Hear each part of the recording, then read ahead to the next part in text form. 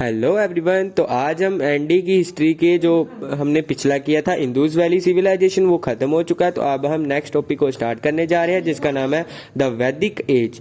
तो वैदिक एज में टोटल हमारे पास 8 मेन सब टॉपिक्स है, लेकिन हम उसको अलग अलग वीडियो में एक एक करके पढ़ेंगे।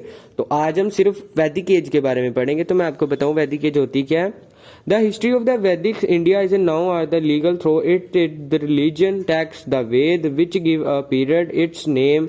The Ved record not only a religion but on the Vedic people but also detail of their lives that give us a glimpse of their politician, social and economic life। मतलब है कि जो वैदिक एज है, वैदिक भारत का इतिहास काफी हद तक इसके माध्यम से जाना जाता है। धार्मिक ग्रंथ वेद इसके जिसने इस काल को इसका नाम दिया। वेदों में न केवल वैदिक लोगों का धर्म दर्ज है बल्कि उनके जीवन का विवरण भी दर्ज है, जो हमें उनके राजनीतिक, सामाजिक और आर्थिक जीवन की झलक देता है। Thank you. Hello everyone. तो आज हम जब पिछला पढ़ा था हमने द वैदिक एज, उसके बाद जो मैंने आपको बताया 8 मिनी सब टॉपिक्स। तो आज हम फर्स्ट मेन सब टॉपिक्स पढ़ेंगे द आर्यंस, जिसके आगे 2 मिनी टॉपिक्स है।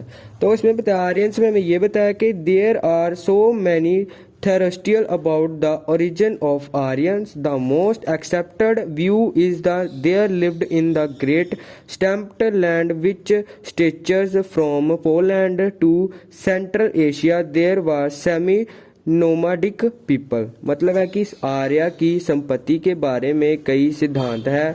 सबसे स्वीकृत दृष्टिकोण यह है कि वह महान स्टेपी भूमि में रहते थे जो पोलैंड से मध्य एशिया तक फैली हुई है। वह अर्ध खानाबादोश लोग थे। इसका मतलब है कि खानाबादोश जो बहुत ही अलग टाइप के लोग होते हैं उनको बोला जाता है।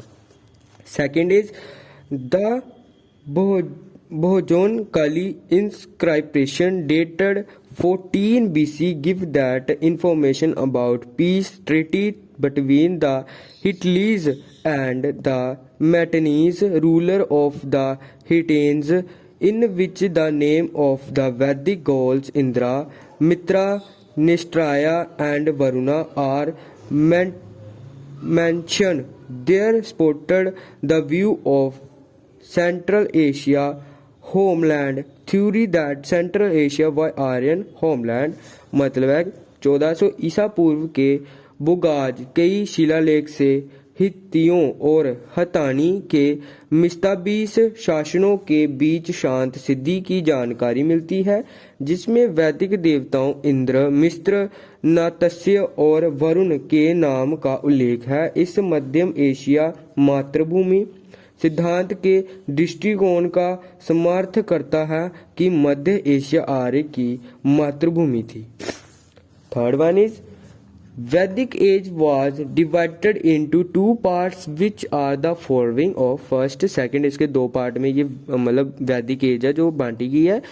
फर्स्ट है early Vedic age from 1500 BC into 1000 BC। Second later Vedic age from 1000 BC to 600 BC।